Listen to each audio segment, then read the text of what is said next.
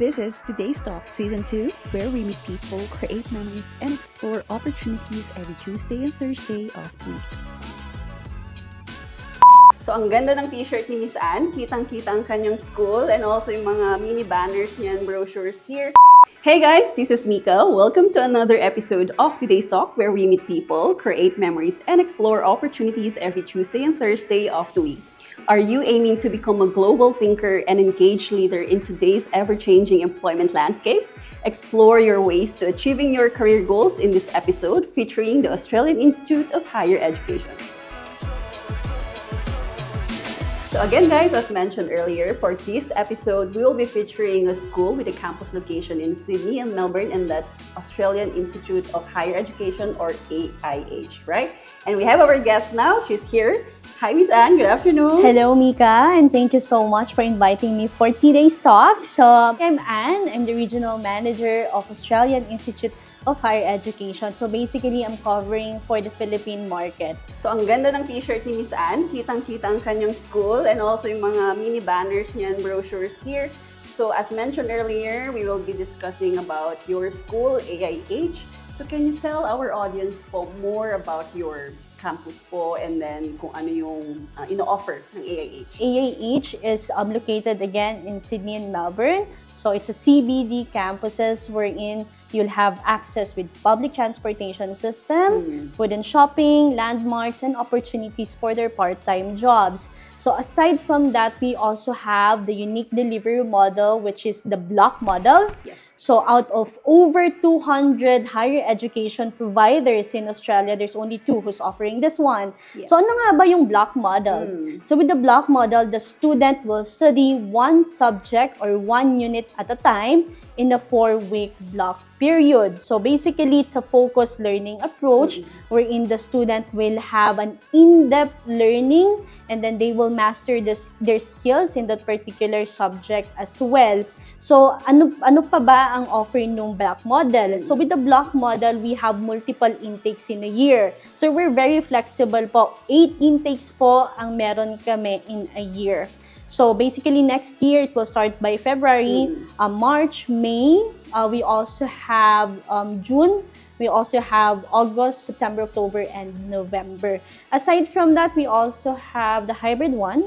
So, ang hybrid one naman, we only require the student to attend the class on campus once a week. And then the other will be online. Alright. So, online, of course, kailangan pa rin mag-attend ng estudyante dyan. So, attendance is a must. Yes. Even it's still recorded, so we're uploading it in our learning management system para mas ma-access siya ng student to prepare for their practical learning. So, Alright. yeah. So, speaking of practical learning, we also have the real-world assessment.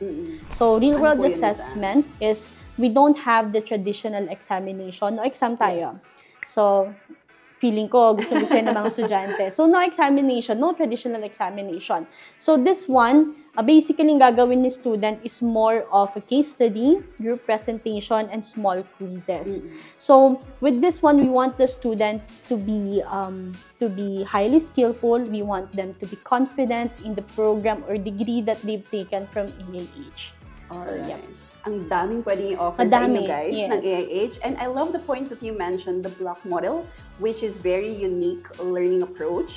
And out of the 200 you mentioned na institutions, higher education institutions, dalawa lang. And isa sa dalawa yon yung AIH, right? Yeah. And also their hybrid na learning setup. And also the opportunity for you to study in a central location. So, when it comes to the programs po na ino-offer ng AIH, ano ba yung mga study areas ninyo? Okay, here with AIH, we're offering programs in business information systems, accounting, and project management. Right. So we have undergraduate and postgraduate programs. Okay, so undergraduate and postgraduate programs, and these are great programs for you guys. If ang goal nyo is to pursue yung in-depth na theoretical learning and all that, And also, they have the work placement, mga ganyan, practical training embedded sa kanilang mga programs. Usually, ganun pa yung case, Yes, no? that's right. Actually, we've introduced the Practical Industry Project this August 2025. So basically, this Practical Industry Project program, we're offering it under final year. It's part of their capstone subject. So they will be working with real real Australian company facing real business challenges. So they will be applying what they've learned there. So the advantage of this one, they will be getting, aside from the experience, they will be getting a formal certification. They will also boost their employability. Aside from that, a LinkedIn badge, a reference, and industry contacts. Wow, that's amazing because that would mean that you will be job ready.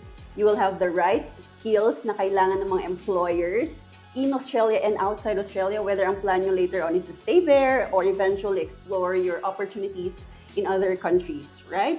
So their programs are undergraduate, so bachelor's, and also they have the master's program. And these programs actually lead you to a graduate visa later on. After studying for 2 to 3 years, you can apply for a graduate visa, 485 visa, and then you can work full-time na in Australia. Yes. Yes. So, na-mention ko kanina, Miss Anne, yung central location ng campus nyo sa Sydney and Melbourne. So, can you tell us more about these locations po and ano yung mga opportunities waiting for international students? Okay, since I mentioned we are located in the Central Business District, again, you're surrounded by opportunities. So you can easily find the job. In terms of the living costs, I'll just focus on the living costs kasi minsan isang factor yon for Filipino students. Having an accessibility with the public transportation system, you have the option to live a little bit farther from the city para mas makahanap ng mas murang accommodation. Again, I'll go back with the hybrid setup. Isang beses lang po kayo papasok on campus. So you have tons of flexibility within the week on what do you want to do, where do you want to spend your time during the week. Right. So you have like one day na nasa class kayo and then online na setup. And then after that, you can enjoy your stay in Australia as an international student and then work part-time perhaps. So as a student, you're allowed to work 24 hours per week while class is in session and full-time during school breaks and holidays. Right? So, when it comes po sa mga student support services naman na available sa AIH, ano po yung mga may expect ng mga international students natin? Okay, our student services team are very active whenever the student needs support. So, ang student natin, they can just easily reach out to them. And then, in terms of they were having troubles in finding a job, they could just reach out to them to to align their CVs in an Australian standard. Alright, but no worries guys because we are here, Infinity is here, and Miss Anne is based in the Philippines. Yes. So if may mga questions kayo later on when it comes to the assistance that you may need, we would be here to support you and provide you with the relevant information na kailangan ninyo. So in comparison to other schools offering the same courses, magkano ba ang mga tuition fees po sa AIH? And do you have any ongoing scholarships or promotions po for international students? Yes, for our bachelor's program, so our standard tuition fees ranging from 50 to 53,000 Australian dollars. That's already for 3 years, but we have an ongoing promotion that we're offering up to 30% scholarship. So that's less of more than 16,000 Australian dollars. So around 35 to 36,000 AUD ang tuition fee natin for undergraduate programs. That's already for 3 years. Yes. Wow, 30% scholarship ang ina-offer ng AIH. So that's a big discount for you guys. And if you would like to know more later on kung magkano talaga yan, we can discuss that during our one-on-one consultation. And in addition po sa lahat ng information na na-mention mo, ano pa yung mga competitive advantages ng AIH? Kasi ang daming education providers in Sydney and Melbourne. That's a common fact. Pero bakit sila mag-enroll po sa AIH? Ano ba yung difference ng AIH among other education institutions in Australia po? So part of it is we want every customer to love us. So first thing, we have the pay-as-you-learn payment plan. So this is very important for Filipino students. So with the pay-as-you-learn payment plan, basically, we are following the block model. Yes. So with the pay-as-you-learn payment plan, you will only pay the unit that you'll be taking in that particular block. If you compare it po kasi sa per term or per semester, Yes. buo po ninyo yung babayaran. So medyo malaki at mabigat siya sa bulsa. So with AIH, again, yung unit lang po, yung subject na iti-take nyo in that particular block, yun lang po ang babayaran nyo until you finish your degree. So that's basically less financial stress for students. So aside from that, we also have the nested program. So I'll highlight it with our bachelor's program kasi it's 3 years. Yes, 3 years. And then of course, life happens. Yes. We don't know what might happen in the Yes. next 3 years. So it's more of a contingency plan that whatever happened, I'll get something from Australia. Yes. So with the nested qualification, it serves as a flexible entry pathway and an exit point for the student's educational journey. So what does it mean? Yes. So in terms of flexible entry pathway, the student doesn't need to take foundations na or diploma just to go to our bachelor's program. Direct entry siya. Yes, direct entry siya. And aside from that, in terms of exit point, they will also be getting an exit award in every level they finish. Like for example, on their first year, after they finish their first year, they will be getting a diploma exit award. Yes. On their second year, they will also be getting an associate degree exit award.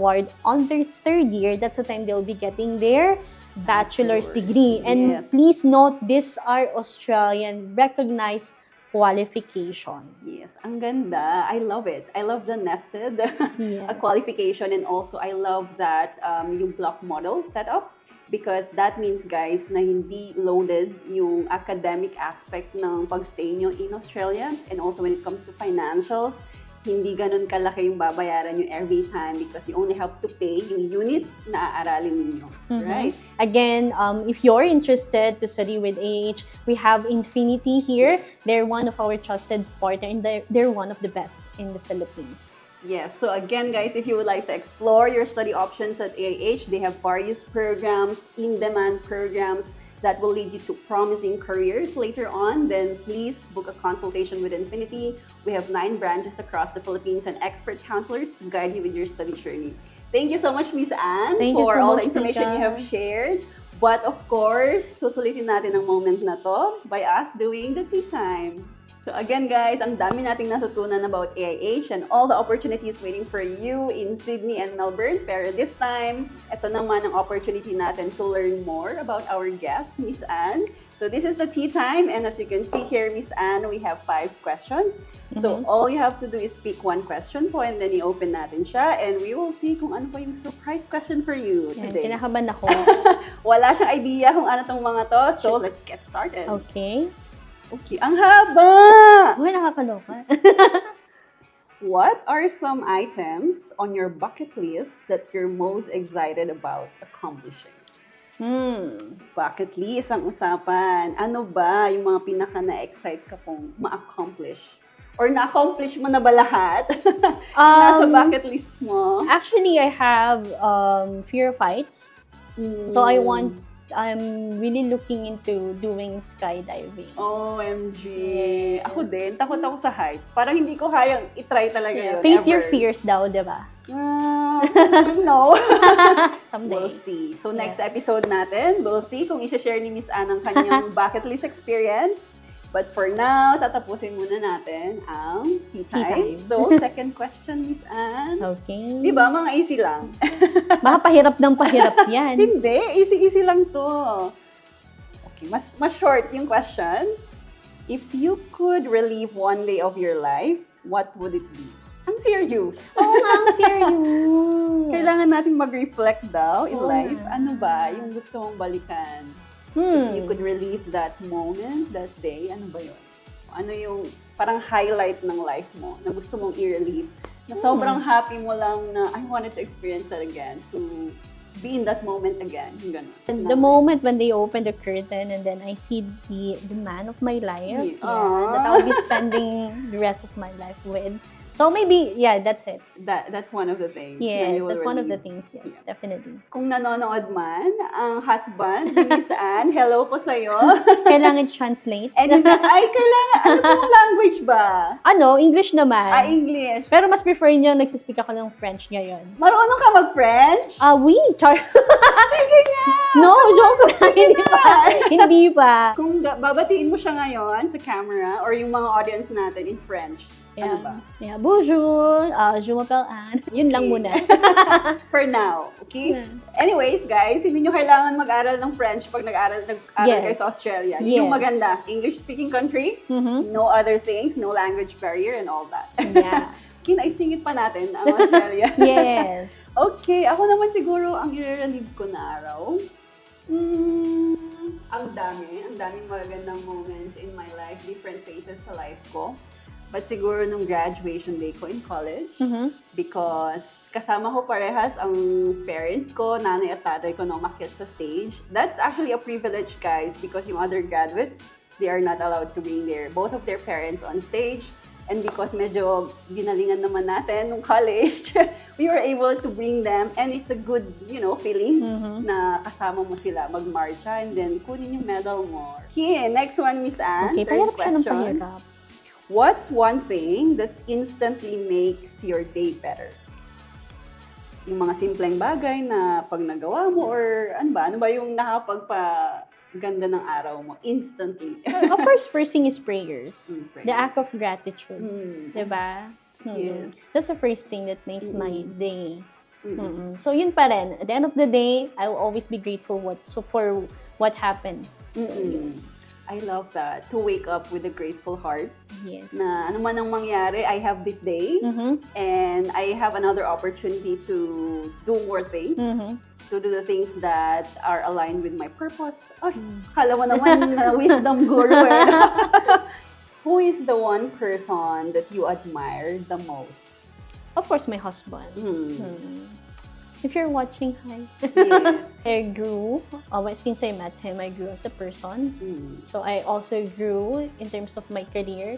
Sometimes he's checking on me. Naiyak siya. No, pinagpapawisan ako. Okay. Yeah, sometimes he checks on me, on my job, if I'm struggling or what, and then he's helping me, he's also giving some tips. So yun, siya. Sino pa ang Sino pa? sa life mo? Si boss ko. I know, Yes, si Trent. Yeah. Na-meet ko na din siya. And he's been with AIH, I think, for quite a long time na. No? So if you're watching, Trent, okay, for the final question, Miss Anne. This is cute. If Santa gives you an opportunity to travel, where will you go and why? So, of course, Australia. Yes. Para makapag-vlog ako, mapakita Yes. ko sa mga future students natin about the student life in Australia, about Yes. everything, how to spend Christmas in Australia. Yes. So, Yeah, that would be a great experience, no? To spend Christmas sa Sydney and sa Melbourne. Yeah, I would also love to go back to Australia because Australia is such a beautiful country. A lot of opportunities waiting for you guys. And thank you, Miss Anne. So, di ba? Thank Natapos you. na natin yung 5 Yes. questions. Before we close out po, any message to those who are watching this episode? And again, why should they enroll po at AIH? So again, thank you so much, Infinity, for inviting us. And if you are interested to study with Australian Institute of Higher Education, to experience what what block model means, all of our unique value proposition, please reach out to Infinity Immigration Services and they will be the one to assist you. All right. Again, thanks so much, Miss Anne, Thank for you. being part of this podcast. So guys, if you are ready to explore your study opportunities in Sydney and Melbourne, why not explore your options at AIH? And Infinity is here to guide you every step of the way. We have 9 branches in the Philippines, expert counselors to guide you in your study journey. And yeah, we can't wait to assist you guys. Thanks for watching this episode. Until next one. Bye.